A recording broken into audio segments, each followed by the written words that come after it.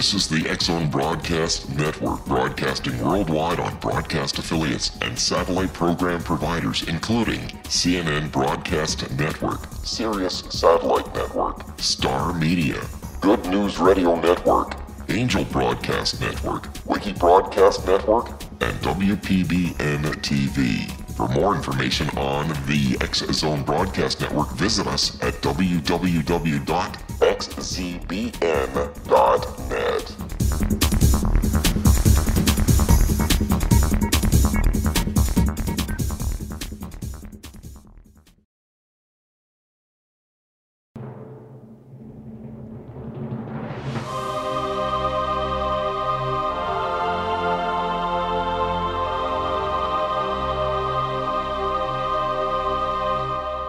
The Science of Magic with Gwilda Wiyaka is largely an opinion talk show. All opinions, comments, or statements of fact expressed by Gwilda Wiyaka's guests are strictly their own and are not to be construed as those of the Science of Magic or endorsed in any manner by Gwilda Wiyaka, Relmar McConnell Media Company, its affiliated networks, stations, or employees.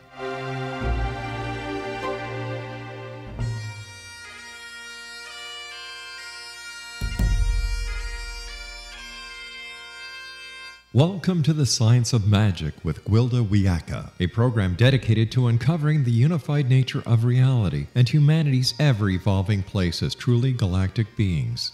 For more information on the Science of Magic with Gwilda Wiyaka, visit us online at www.thescienceofmagic.net.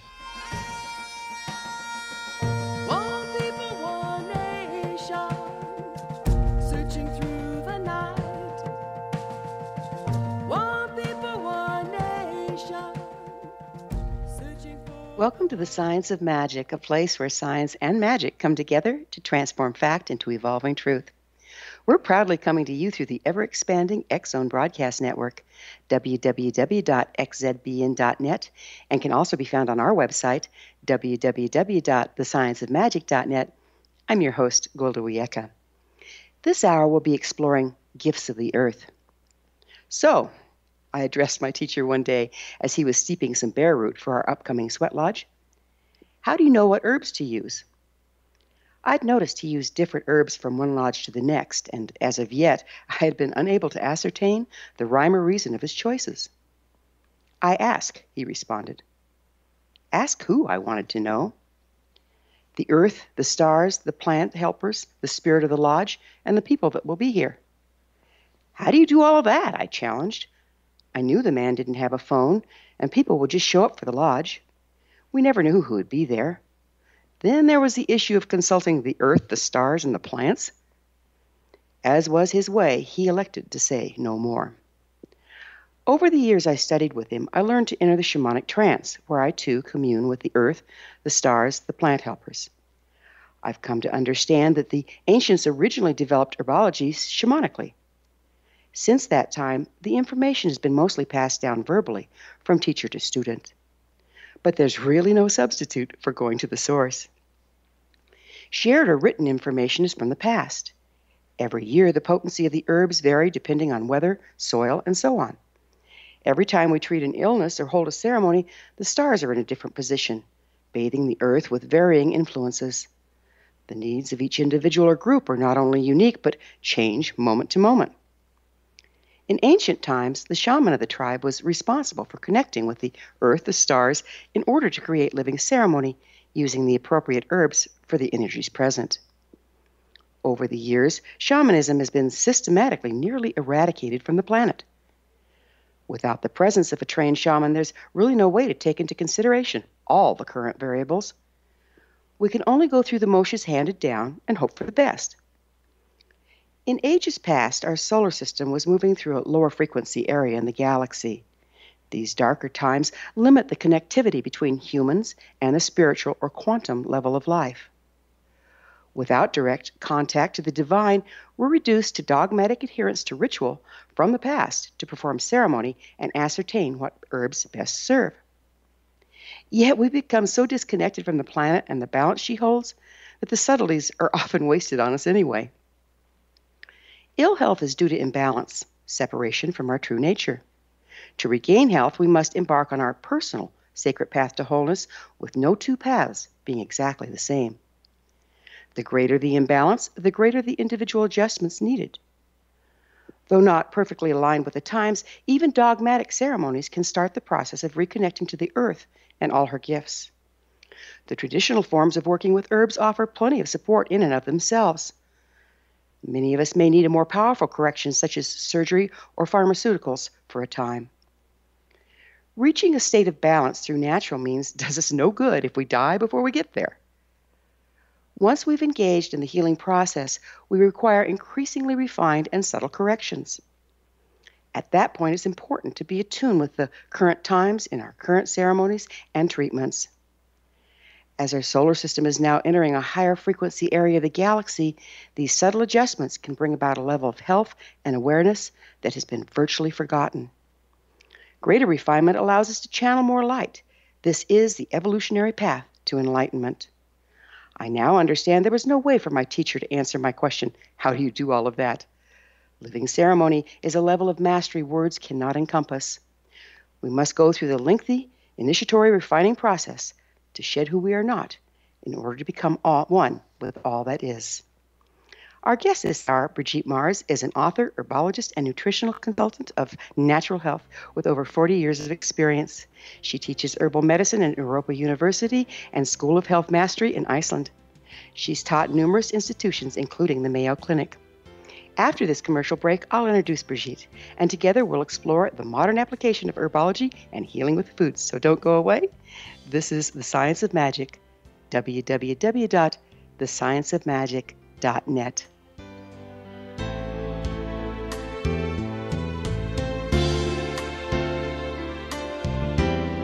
That was beautiful.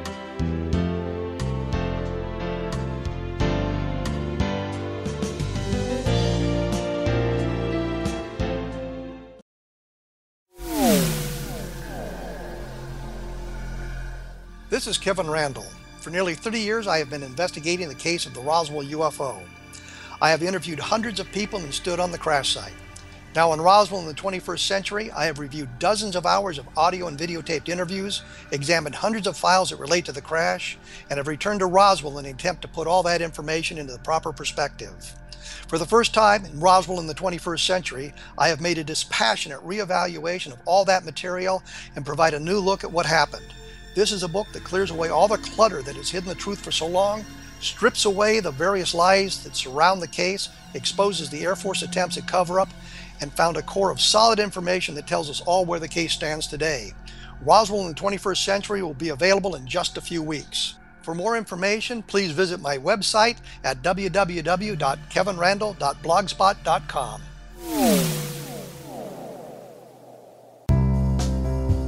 Gibbs A. Williams, Ph.D., is a practicing psychoanalyst, supervisor, researcher, and author in New York City. Much of his life has been dedicated to understanding nature and the uses of meaningful coincidences or synchronicities. His radical and original non-Jungian, non-mystical, non-magical theory of synchronicities illuminates much of the fog surrounding this challenging and perplexing topic. His ideas and manners are fresh, presented in a style that is both entertaining and highly informative. He is also an expert on crisis intervention, specially focused on violence reduction for the police and citizens, mastering anxiety, frustration, and stress without the use of medication, and effectively preventing and treating heroin addiction. Dr. Williams can be contacted at his email address at gwwilliamsny11@aol.com or visit his website at www.drgibbswilliams.com.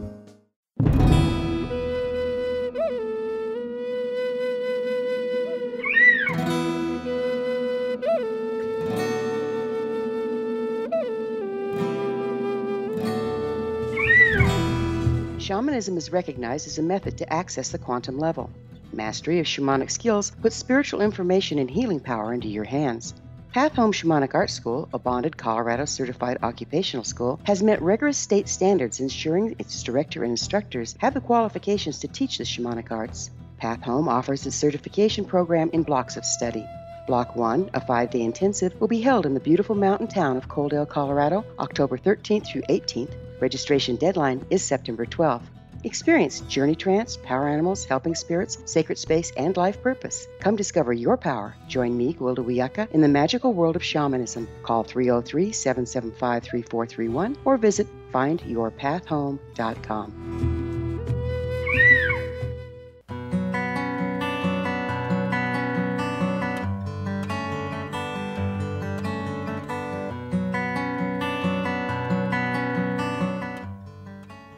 Welcome back. This is the Science of Magic, dedicated to unification and evolution of consciousness. I'm your host, Gwilda Wiyaka. Our guest this hour is herbalist and nutritional consultant BRIGITTE Mars. She's the author of many fine books on natural health, including The Home Reference to Holistic Health and Healing. BRIGITTE's website is www.BRIGITTEMars.com. BRIGITTE, thank you for joining us on the Science of Magic. It is my pleasure, Gwilda. Thank you. You bet. I think we're going to have fun today. I'm ready. All right. BRIGITTE, what drew you to working with natural medicine? Well, I grew up in upstate New York in the 50s, and I did not like getting shots, and I was on antibiotics almost all the time. But then I had this French-Canadian grandmother, and when I would go visit her, it would be like going back in time.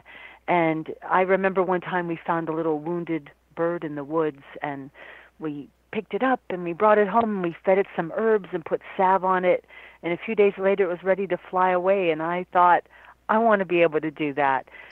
Also, my grandmother's idea of ice cream was to put maple syrup, which we made, on snow, and there was just this beautiful connection with nature, and it sent that this is medicine for the people.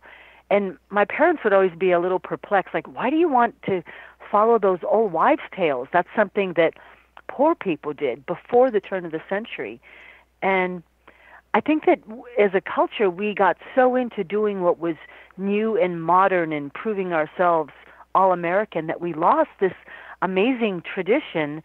And somehow I knew in the core of my being that this is good for the people and it's good for the planet. And a lot of those old wives' tales were really right. They were based on thousands of years of observation by millions of people. It's amazing, isn't it, how it's been handed down, through our generations from the old ones that kept the information. Absolutely. And of course there was a great, persecution of it because, there was the church felt very threatened by women practicing midwifery and herbalism, and that only, men could be taught to read. And so I think a lot of the information was really lost and people were fearful to talk about plant medicine. But it always felt right to me. I'm with you there. So what's the science behind herbology? Well, we know that since the beginning of time, people have been using plants. And we could say that plants grow from the earth. They transform the nutrients in the earth, such as calcium or iron or whatever it is. So they provide a really easy way to transform those nutrients that our bodies can use. But if we knew nothing more about the chemistry of plants, we could say that most plants that we use for healing are high in chlorophyll. And chlorophyll is like the blood of plants. It's this green essence. And there's only one atom of difference between chlorophyll and hemoglobin, which makes our blood red. They're identical. The only difference is that at the center of molecule of chlorophyll is an atom of magnesium, and at the center of a molecule of hemoglobin is an atom of iron. And so chlorophyll alone, we could say it helps the body better utilize oxygen. It helps to prevent infection. It helps to speed wound healing, and it's very nourishing and building to our blood. But we could also look at plant medicine is that they contain all kinds of things, alkaloids and essential oils. Most essential oils are antimicrobial. A lot of the alkaloids are very antimicrobial. And so medicine, in its quest for turning plants into medicine, has often looked at like one active ingredient, like, oh, we need to remove, one example is coca leaves are very high in protein and calcium and minerals.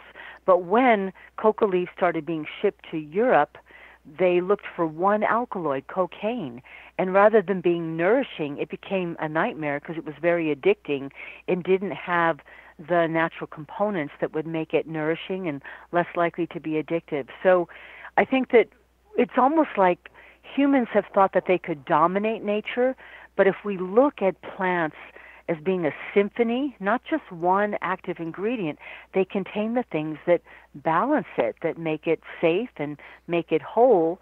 And just by extracting one ingredient, you might be missing out on a nutrient that helps it to be more effective and helps to prevent side effects. That's another thing I'd like to talk about is when you remove, it seems like they've distilled most of our drugs out of the original plant kingdom and then started synthesizing. But in its natural form, with all the constituents present, it holds a balance and has fewer side effects. Have you seen that? Definitely fewer side effects. So we also can look at, there's this saying that doctors sometimes say, well, herbs haven't been properly tested. And I like to say they've been tested by millions of people for thousands of years. And, we can take time out and sip a cup of herbal tea. We know that when we're ill, we usually need to drink more liquids.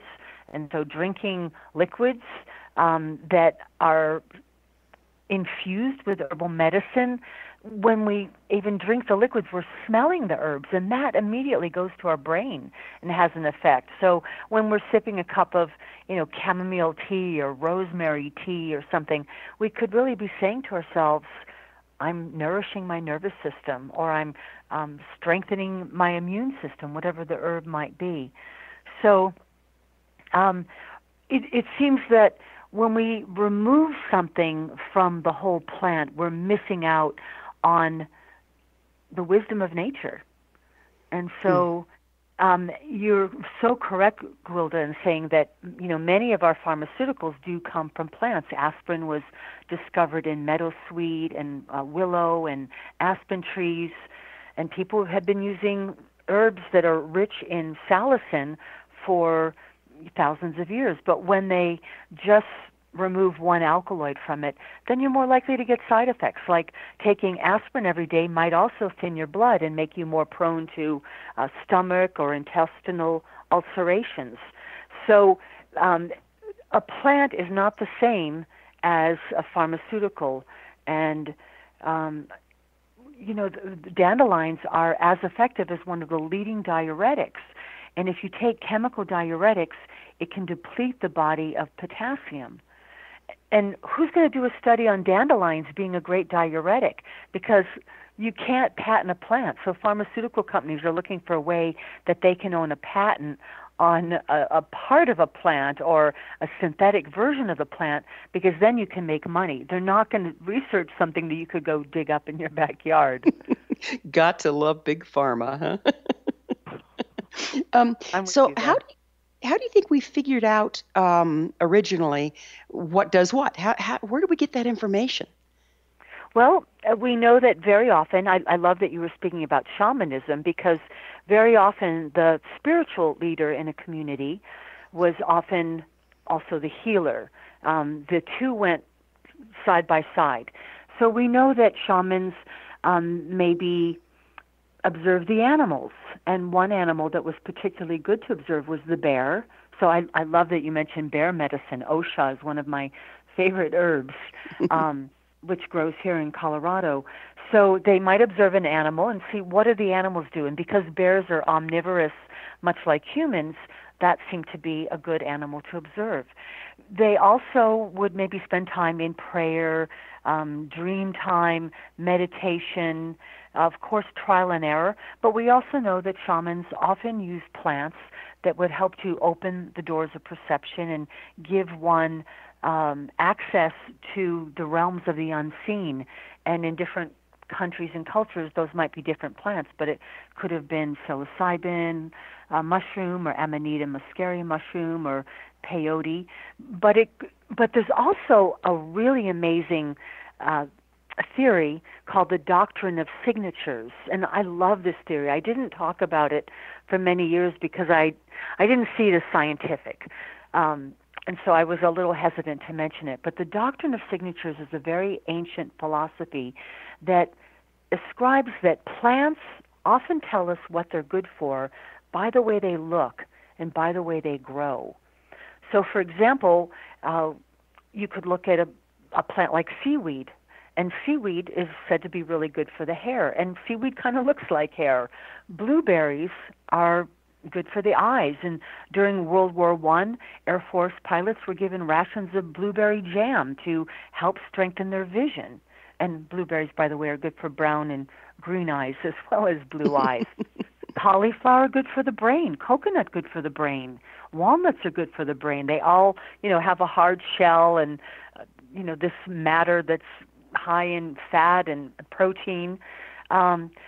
So you could look at the plants and they might tell you, the flavors alone tell you something. So, for example, pungent herbs are often good for the lungs, and we know this. And it has been proven, but if you're congested and you eat something very pungent like cayenne or ginger or horseradish, it clears your sinuses. So the flavors of the plants, the colors of the plants tell us something else. One of my daughters was telling me that her yoga teacher said she needed to be more grounded. And she asked, how do I get more grounded? And I said, eat more roots. They grow deep in the ground. It'll help you to be grounded. And beet juice, is it a myth that beets and beet juice and borscht, which is a beet soup, build the blood? No, beets are high in iron.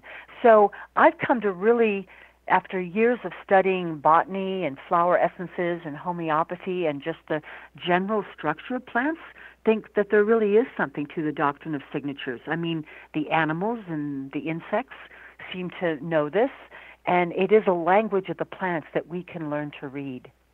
There's a vibrational language of the plants too, isn't there? I know there was years ago an amazing cancer cure that was developed by a farmer because he watched his horse he put out to pasture to die because it had cancer, and the horse started grazing on particular herbs and actually cured itself from cancer. Have you heard of that study or that form? Yes, then that led to the Hoxsey formula.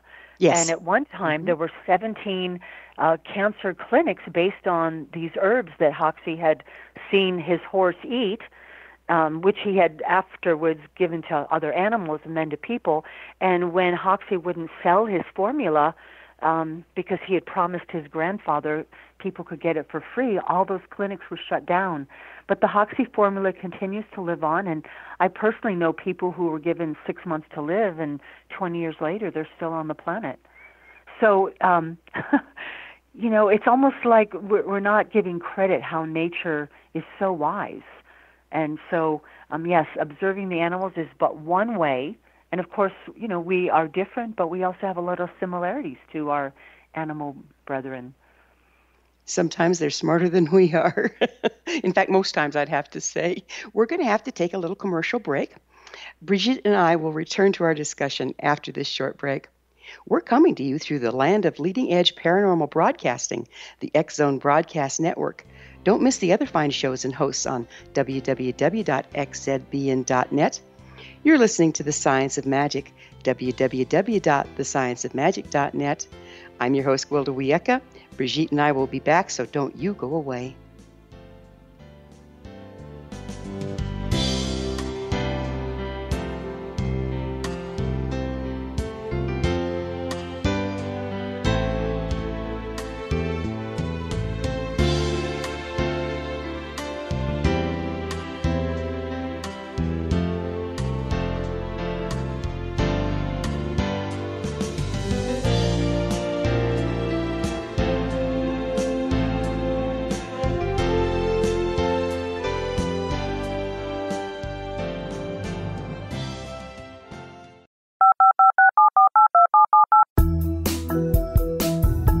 Did you know that when you're on the road with limited data or Wi-Fi, you can still listen to the X-Zone radio show with Rob McConnell, The Science of Magic with Gwilda Wiyaka, High Tech with Corey Kay, and every minute of the 24/7, 365 programming of the X-Zone Broadcast Network by calling 712-432-9459, courtesy of TalkStream Live. No smartphone, app, or internet needed. It saves your data plan, and it's free if you have unlimited minutes.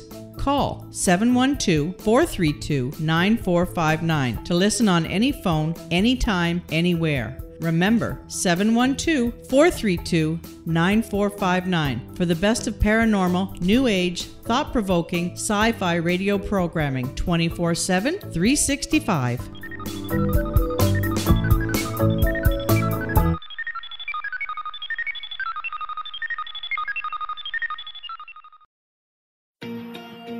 Wouldn't you love to know the secret to everything? Well then, meet Dr. Kimberly McGeorge and her cutting-edge breakthrough knowledge that combines science with possibility.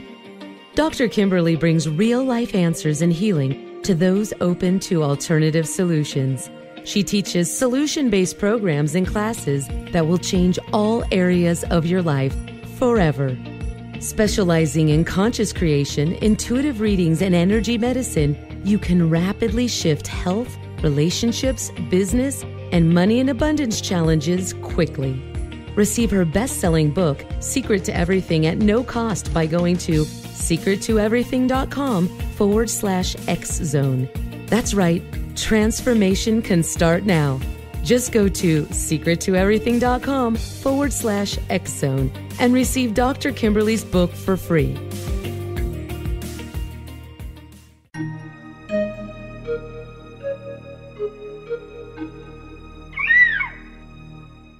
While science pursues fact, magic accesses the quantum level, bridging random facts to form truth. As long as science and magic remain separate and polarized, the truth cannot be known. I'm Gwilda Wiyaka. Join me on the Science of Magic radio program, dedicated to unification and evolution of consciousness. During each episode, I'll be speaking with experienced and respected scientists and mystics. From astrologers to astronomers, from medical doctors to shaman, the scientific method to dowsing and intuition, we'll weave together information from seemingly divergent practices to promote unity and enlightenment. Join me, Gwilda Wiyaka, and the Science of Magic right here on the Mutual Broadcast Network. For more information, visit www.thescienceofmagic.net.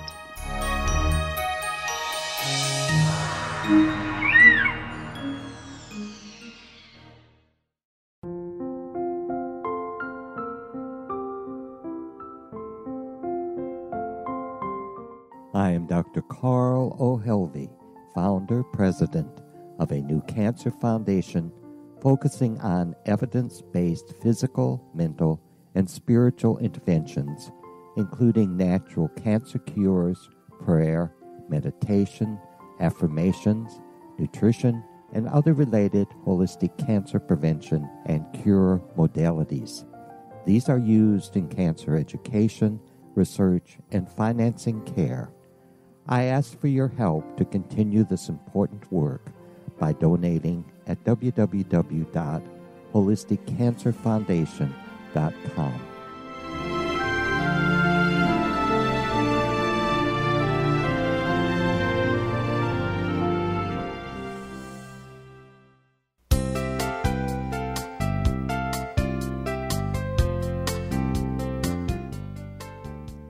Welcome back. This is the Science of Magic, a place where magic and science come together to promote enlightenment. I'm your host, Gwilda Wiyaka. Our special guest is our herbalist and nutritional consultant, BRIGITTE Mars. BRIGITTE, no, I don't think that an herbalist and a shaman can get together, but what we don't have to talk about hallucinogens. What can you tell me about hallucinogens? Well, I like to use the word entheogens because, hallucination is something that's not really there. And I do think that there are plants that our planet is blessed with that have, as I said earlier, opened the doors of perception. That's a quote from William Blake. That's where the band The Doors got their name, by the way. There are plants that have traditionally been used, and I'm not talking about, party substances. I'm talking about things that have been used with prayer and intention in a safe set and setting to gain access to the spirit realm. And they might be used for healing or for divination or finding lost objects or even to bring about harmony and resolve disagreements in a tribal situation. So, it is interesting because our planet abounds with compounds that are psychedelic. And even our bodies contain compounds that are consciousness altering. Dimethyltryptamine is something produced by our pineal gland that comes in when we're born and when we die and when we give birth. So, again, I like to trust in the wisdom of nature, and I think that there are substances, again, like psilocybin mushrooms or peyote or ayahuasca, that have long been used by peoples and can be very healing and give amazing insight to the realms that are often unseen. And I really think that we need sort of a new form of education about this, because for so long there's been this, just say no, and yet young people often want to try things that alter their consciousness. And I think we need to educate people on just say how, and also realize that it's not something that may be appropriate for everybody. In many tribal cultures, it might have only been the shaman who did these things, or just the women, or just the men, or just the elders. So there's certainly, creating safe set and setting and having an intention. And I think that many people, when they, take these things and just go to a headbanger concert with 10,000 people, they miss out on the opportunity of spiritual potential and growth and even, consciousness opening. So I think they're powerful plants, and if we weren't supposed to have them, why would our bodies make them, and why would they abound? I mean, the state of Illinois is covered with a plant that contains dimethyltryptamine, a phalaris, it's also known as canary reed grass. And there's, mushrooms that crop out of the earth, so that are psychoactive and have long been used. So I think that it almost seems like there's an interest in keeping people unaware, keeping them dummied down. And I do think that these plants have great power to open the doors and help us to see what really is. And but I do think creating safe set and setting and being with people you know and trust, because we've all heard of people who've had difficult or dangerous experiences. Yeah, so they're not for everyday use, and nor should they just be used recreationally without any thought or intention or prayer, really. Yeah, that always scares me, because what these different substances do is literally open up the awareness or the consciousness, and then you go expose that like a new baby to a violent environment, like where a lot of people are playing hardcore music and a lot of unbalanced, unprocessed emotion flying around the room. That just seems diametrically opposed to me. Absolutely. Or that no one said no, you shouldn't drink alcohol with your psilocybin. I mean, so I think there's a lot of education. And one of the classes I do teach at Naropa, I teach herbal medicine there, but I do a class which they asked me to teach on how to use psychoactive substances in a safe setting. And it's not to encourage people to do it. It's really just to prevent harm, because there is really no guidance. And again, I also give a lot of cautions, like, no, this is not a substitute for therapy or working on yourself or getting counseling with your partner, or so it's all part of life. And I think in the state of Colorado, where we've legalized cannabis, and now there's so much information coming out about that it can help seizures and cancer and so forth. And I think that these other plants have the potential for great healing. I'm a member of a group called MAPS, Multidisciplinary Association for Psychedelic Studies, and there is a lot of bona fide studies going on the planet, how some of these substances are so much more helpful than any drug in treating things like post-traumatic stress. Mm-hmm. So it's a whole world that we're just starting to explore, but I will say that MAPS has been publishing research for several decades now. Yes, that's really good to know, because it's a huge subject that we either avoid or go into party time with, and neither one's appropriate. So as an herbalist, how do you know when a person needs traditional medicine before they can benefit from herbal treatments? Well, Gwilda, I like to say that herbalism is the traditional medicine. Well, let's say allopathic. Yeah. So, I like to follow an approach which I learned from my friend Susan Weed, and it's called the Wise Woman approach. So, and it's appropriate for men as well. So when you have an illness, the first thing you should do is ask yourself, what is this trying to tell me? Is it telling you I've been staying up too late, I'm eating too much sugar, I'm drinking too much caffeine? What is this trying to tell me? And then we might look at what can we do energetically. Maybe we need to heal a relationship. Maybe we need to clean our house. Maybe we need to be more organized. Maybe we need to go to bed earlier. And then we should look at what can we do with food. Well, maybe I should drink less coffee. Maybe I should eat more sweet potatoes or have a salad every day. Maybe I should switch to better quality oils. And then herbs. And then we have vitamins, which are accessible. You can buy them in a health food store. You don't need prescription. But I'm not as keen on vitamins as I am on herbs. And then we have drugs. And then we have surgery. So it's not that any of these things are wrong. It's just that ideally, most people, when they have an illness, they start out with the drugs. But there might have been 4 or 5 other things that they could have taken responsibility for that would have brought about long-term improvement in their health, balance in their body, rather than just suppressing a symptom. And that's pretty much what our drugs do, isn't it, is suppress symptoms. And, let's say you take a drug and, I don't have migraines any longer, but you're still eating the foods that are causing the migraines, and your body might find another way to get your attention to say, I don't like this. So we really should pay attention and not see illness as the enemy, but really an opportunity. Beautifully put. Beautifully put. It's messages coming from the body when things are going awry, yes? Mm-hmm. How do you see herbology as relating to magic? We talked a little bit about it.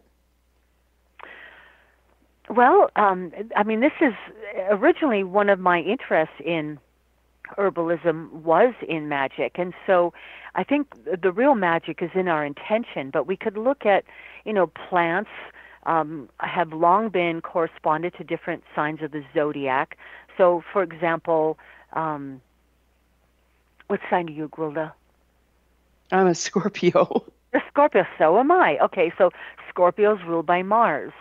So plants that are associated with Mars often have sort of that warrior element. They maybe have stingers like thistles or stinging nettles. They might also have the color red, like raspberries got prickles and red berries. And it's really good for the reproductive system. But certainly people have long used color, herbs, crystals for helping to put intention and the physical realm together. So, it's certainly an ancient tradition, and I think that the plants are really magical, and they are an opportunity for us to take responsibility for our health. Someone emailed me the other day and said, "Can you cure me of tinnitus?" And I wrote back and I said, "I don't claim to cure people. I teach people to cure themselves." Mm-hmm. So, that right there, I don't claim that I can just cure you, but I can tell you what you might eat and what you might not eat, and what some herbs and acupressure points and essential oils and things like that you might do. So, I think that using herbs and having intention, so we could look at the colors of the plants. So let's take another zodiac sign, like plants of Leo often look like the sun, the sunflower, the dandelion, calendula, marigold. And Leo is said to govern the heart, the spine, and the eyes. So the association between astrology and herbalism goes back to ancient, Babylon. So I love that. And we could also look at what element is a plant associated with. So obviously plants that grow near the water and maybe have white or yellow flowers like lotus or lily or watercress might have an association with the moon. And, Cancer is a sign that is governed by the moon, and Cancer governs the stomach and the breasts. So we could look at every part of the body corresponds to a zodiac sign where it could be your strength or it could be your weakness. Scorpio, by the way, governs the genitals. could be our strength, could be our weakness, but Absolutely, it could. So it sounds to me like what we're working with here is frequency. So we see frequency in color, we see frequency in shape, we see frequency in illness as imbalanced frequency, and frequency in health as in balanced frequency. So is that what we're looking at, is a frequency correction with herbs? A frequency, and we could also look at the aroma is also part of that too. So, the smell of a plant, the flavor of a plant, that's also going to tell you about where in the body it goes. And, we can call it magic and we can call it science because, I think that a Western practitioner might say, well, that's not founded on science, but I'll tell you the Asian philosophy of 5-element theory and that plants that are pungent are said to be good for our lungs, and we know that pungent plants have a lot of essential oils in them, which we now know are antimicrobial. Sweet plants, and I don't mean sugar, I mean things like sweet potatoes and winter squash. The sweet flavor has a special affinity for the stomach and spleen. The bitter flavor means there's alkaloids present, and that might have a special affinity for the heart and the small intestines. And then the salty flavor might be directed more towards the kidneys and the bladder. So I think of seaweed. So the flavors also are part of that frequency. So the color, the aroma, I love it. It's so beautiful. It's so organized. Yeah, it's amazing, and then we thought we could improve on it, right? Really? Vain much. We're going to have to take another commercial break. Brigitte and I will be back shortly. We're coming to you on the leader in paranormal, spirituality, and alternative health broadcasting, the X-Zone Broadcast Network, www.xzbn.net. You're listening to The Science of Magic, www.thescienceofmagic.net, the place where altruistic professionals of science and the esoteric create common ground for the betterment of our world. We will be back, so don't go away.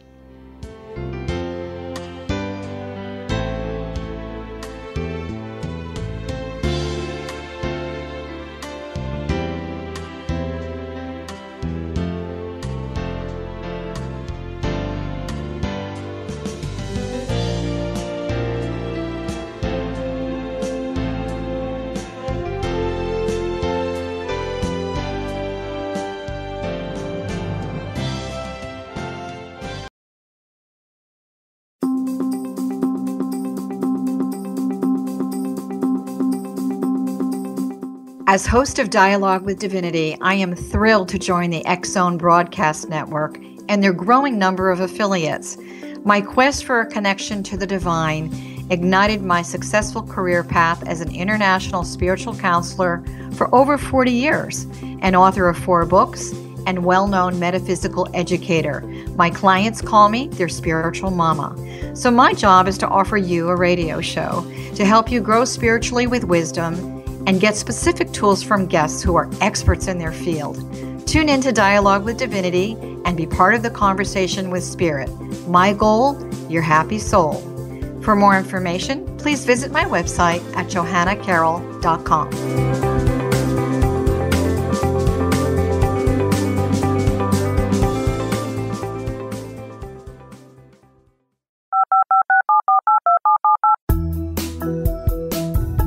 Did you know that when you're on the road with limited data or Wi-Fi, you can still listen to the X-Zone radio show with Rob McConnell, The Science of Magic with Gwilda Wiyaka, High Tech with Corey Kay, and every minute of the 24/7, 365 programming of the X-Zone Broadcast Network by calling 712-432-9459, courtesy of TalkStream Live.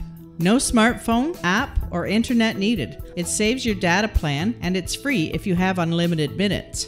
Call 712-432-9459 to listen on any phone, anytime, anywhere. Remember, 712-432-9459 for the best of paranormal, new age, thought-provoking, sci-fi radio programming 24/7, 365.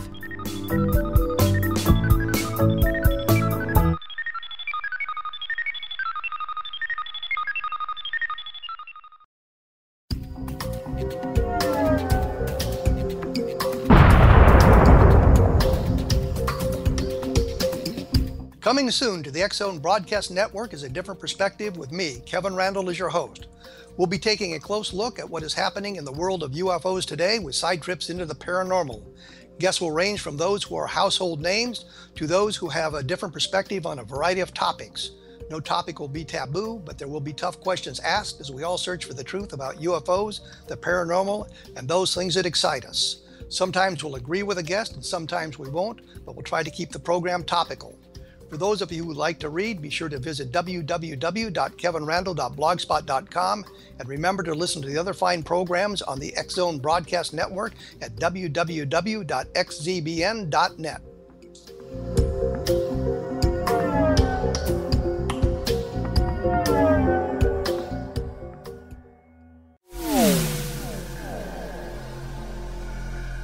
This is Kevin Randle. For nearly 30 years, I have been investigating the case of the Roswell UFO. I have interviewed hundreds of people and stood on the crash site. Now in Roswell in the 21st century, I have reviewed dozens of hours of audio and videotaped interviews, examined hundreds of files that relate to the crash, and have returned to Roswell in an attempt to put all that information into the proper perspective. For the first time in Roswell in the 21st century, I have made a dispassionate reevaluation of all that material and provide a new look at what happened. This is a book that clears away all the clutter that has hidden the truth for so long, strips away the various lies that surround the case, exposes the Air Force attempts at cover-up, and found a core of solid information that tells us all where the case stands today. Roswell in the 21st century will be available in just a few weeks. For more information, please visit my website at www.kevinrandle.blogspot.com. What Happened in Benghazi is revealed by Nicholas Genix, author of Obama, Islam, and Benghazi. He informs the American people that President Obama deceived them by advocating a strong foreign policy prior to the 2012 presidential election, and Hillary Clinton supported this deception. As the title infers, there is a connection between Obama, Islam, and Benghazi. Ample evidence informs Americans that Obama's early indoctrination in the Quran developed an affinity for Islam, why the Quran is the source of discontent in many countries, and why the Obama foreign policy deception led to poor military action and caused the loss of American lives in Benghazi. Genix provides 36 questions for the Select Committee on Benghazi to validate if Americans are justified to mistrust President Obama and Hillary Clinton. An overview of Obama, Islam, and Benghazi is presented on the website www.futureofgodamen.com. That's www.futureofgodamen.com. Afterlife expert Roberta Grimes was the first one to say that dying can be fun. Now her best-selling book, The Fun of Dying, is available in stores worldwide. So if you wonder whether death ends life, how it feels to die, or what heaven might be like, The Fun of Dying was written for you. And if you have always been afraid of death, or if you worry that your life has no meaning, let The Fun of Dying ease your fears and bring new meaning to your life. Nothing said in The Fun of Dying is based on the teachings of any religion. Instead, Roberta draws on evidence to explain how death happens, how it feels, and what comes next. A lot of the best death-related evidence was produced in the first half of the 20th century. When it is put together with recent discoveries, it tells a consistent and amazing story. Roberta Grimes blogs and answers questions at robertagrimes.com. Her wonderful book, The Fun of Dying, is available on Amazon and at stores worldwide wherever books are sold.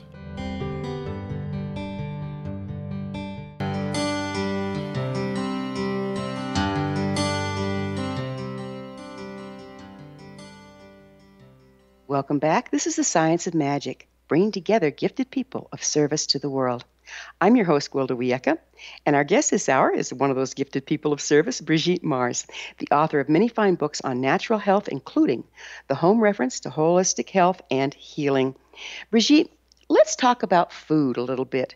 What have they done to our food? Well, I'll tell you, you think by the year 2000 we would know what we're supposed to eat, because every 6 months there's a new philosophy. I mean, we have seen it like fat-free and paleo and go vegan and soy is the greatest thing on earth. Oh, watch out for soy. It's phytoestrogenic.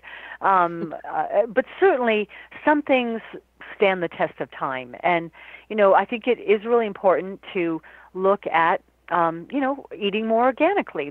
We know that's good for the planet. We know that our liver doesn't need the stress of processing pesticides. We know that pesticides are poisoning our bee population, and they are contaminating our waters. And even if you think you're only spraying your yard, it all ends up going into the air, into the water. So we are all connected. So I've done many, many different diets. And I can share a little bit about what I find works for me. I like to say I'm high raw, mostly vegan, sometimes flexible. So, I love eating raw food. When we're done with our call, I'm going to go have a bowl of soaked chia seeds with walnuts and apples and bee pollen and for breakfast. So I am a big believer in eating a wide variety of colors. And one of the ways I check in with my grandchildren is they call me up at night and they say, "Grand-mère, I had red and yellow and blue today." And I'll say, "Remember to have some green tomorrow." So eat a wide variety of colors. I think the American diet has gotten rather beige. And so, how colorful can you make your plate? Kale salad, black beans, purple cabbage, orange acorn squash, for example. Now that is a colorful meal. And we could also think about eating a wide variety of flavors. So using more condiments in our food, like ginger and garlic and cinnamon and oregano. All of those have their own antimicrobial properties. And in the ancient world, using culinary spices was a way of preserving the food.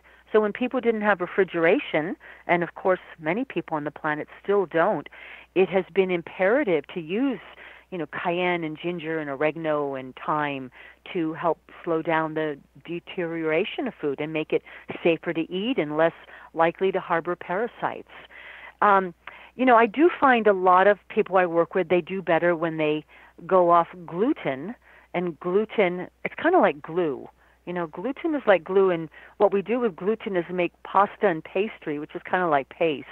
But, a couple hundred years ago, bread was the staff of life. So what happened? What changed? So we know that grains used to be freshly milled. They were hand harvested. Now things have been hybridized. We're using chemicals like bromine to process our grain. And, another thing is people used to be considered wealthy if they had, a couple of cows in the backyard. And now many people are finding if they go off of dairy products that their sinus congestion clears up or their intestines get better. So what happened? Well, the milk got pasteurized. It got homogenized. So a lot of the things that we've done to increase the shelf life of our food has also been part of the demise of our food. So if we look at, what did people eat traditionally? They ate seasonally. They ate more locally. They grew a lot of their own food. And one of my big things is I eat a lot of wild food. So I love to go out and collect things. Last night I blended up stinging nettle with avocado and apples and made what I called a fruit whip. And the nettles were growing like 2 minutes before I was eating them, and the apples were harvested in a tree from a tree on my block. And so to eat food that is that fresh really gives you a kind of superpower, I think. I love the energetics of that. But I don't eat all raw. I love to eat black rice. So again, forget white rice or even like brown rice. Go for black rice or wild rice, because the color black means there's a lot of minerals present. Before we run out of time, Brigitte, I'd love to have you tell our listeners where they can find your books and your services. Thank you so much. Well, BrigitteMars.com. It's a French name, so it helps to spell it right. BRIGITTE Mars, MARS, like the planet. Goes well with being a Scorpio, doesn't it? So BrigitteMars.com. You can find all my books. They're on Amazon. But, we also need to support our local natural food stores and our local bookstores, or we're only going to have one place to shop in the future. And I like having stores to go into and peruse. And you can order them all from my website. And I also have a private practice. I do phone and Skype consults and private consults with people all over the world. So I am accessible, and I've written 13 books. Yeah, you've been very prolific, and I love your work. I love your work. So thanks for providing it for a world very much in need. So, how about fermented food? We hear a lot about fermented food right now, and I think all of us have digestion problems, like you mentioned earlier, the overuse of antibiotics, et cetera, et cetera, et cetera. What can you tell us about fermenting? Well, most traditional cultures, and especially those known for long life, have eaten some sort of traditional food. So right now I'm making sauerkraut. And I think this is a great way to strengthen your immune system as we move into the cold and flu time. And it's so easy. I mean, it's cabbage and salt and a little pickle press. I bought online a Japanese pickle press.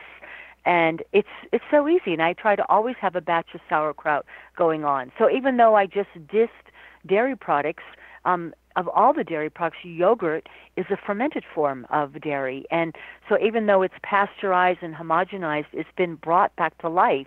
So think about the word probiotic means for life, as opposed to an antibiotic, which is against life. Other forms of fermented food are kimchi, miso. But again, a lot of miso and a lot of sauerkraut that are sold in stores are still pasteurized. So you want to look for those foods in the refrigerated case, and they should say unpasteurized or with active cultures. There's even yogurts out there that are not really made the traditional way with active cultures. They're thickened with gelatin, so it looks like yogurt, but it doesn't have any probiotics in it. So fermented foods, kefir would be another one. I'm trying to think sourdough bread, but then you have to bake sourdough bread, so the active cultures are not really alive there. But a lot of people find that sourdough bread is easier for them to digest. So a wonderful book is Nourishing Traditions by Sally Fallon, and it talks a lot about, how did our ancestors eat, and before the age of processed food. And one way of preserving food was to ferment it. So if you had, 20 heads of cabbage harvested from your garden, making it into a ferment was a way of keeping it through the winter. It's amazing, though, isn't it? The closer we can go back to the way our food was before modern man got their grubby little hands on it, the healthier we're going to be. And the more we can create things. I cook pretty much everything from scratch for just that reason, and there's just a lot of joy in growing something and being one with the nature and re-entering the circle of life by eating live things, don't you think? Absolutely. And food is so important, and we know that it affects not only our physical body but our mental body as well. So how many people are being medicated for attention deficit or depression? So if we look at the wisdom of Asian medicine, they would say that very often depression is a liver-centered condition, and that maybe we need to include a little bit more sour food in our diet. Use some sauerkraut, for example, or yogurt, or drink lemon and water, or use unpasteurized apple cider vinegar. And so I do find that I think many people are eating foods that they're allergic to. We often become addicted to what we're allergic to, and we know that allergens can cause inflammation in our sinuses, in our joints, for example, in our skin, causing conditions like eczema and acne, but it can also cause brain inflammation and make us feel depressed, anxious, paranoid, obsessive compulsive. So my latest book that you mentioned, The Home Reference to Holistic Health and Healing, is all about natural remedies for the mental and emotional body, grief, depression, fear, anxiety, and how can we enhance our intelligence. So, another simple thing that kind of has gone by the wayside when we think about the wisdom of our ancestors is people used to do more things with their hands. In my grandmother's day, the women and the men, when they got together, they were whittling or sewing or crocheting or doing some kind of woodwork or metalwork. And now, people are just like holding on to the remote control or something, or we're not using our hands in an intelligent way. And if we want our brains to to serve us our whole life long. There's a lot of intelligence enhancing that can come from knit one, purl two. You got it. Well, time flies and we're out of it. Thank you so much, Brigitte, for being on The Science of Magic. Thank you. Many, many blessings. Blessings to you, my friend. Our guest this hour has been herbalist and nutritional consultant Brigitte Mars. She's the author of many fine books on natural health, including The Home Reference to Holistic Health and Healing. Her website, www.brigittemars.com. This has been The Science of Magic. Remember, you can always listen to fast, thought-provoking episodes on our website, www.thescienceofmagic.net. Until next time, dear ones, may you be blessed with knowledge, comforted with love, and supported by the gifts of the earth.